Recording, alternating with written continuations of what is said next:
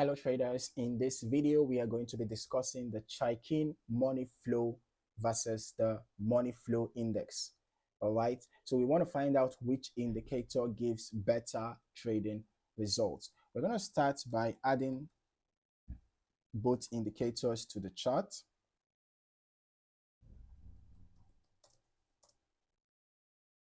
Okay, so here we go.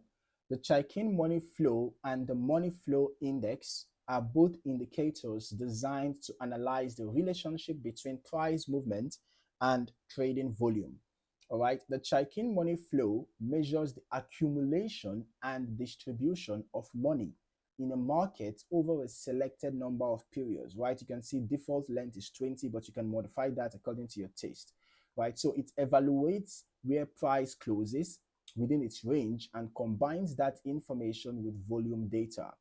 When the CMF value move above zero, you can see the zero level here, right? So when the CMF value moves above zero, it may suggest buying pressure, right? Buying pressure. You can see that here. You can see that here again, right?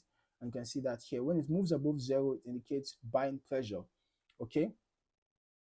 And when the value moves below zero, it indicates selling pressure, okay? Now, the money flow index is sometimes described as a volume-weighted version of the RSI. It combines price and volume data to calculate an oscillator that ranges from 0 to 100. So values above 80 are often interpreted as overbought conditions, while values below 20, may indicate oversold conditions, right? So the key difference is that CMF focuses on accumulation and distribution of volume, while the MFI measures momentum using both price and volume data. All right, so if you found any value in this video, don't forget to like, subscribe, and turn on your notifications so that you don't miss out on more valuable trading content. Thank you for watching. See you in the next one.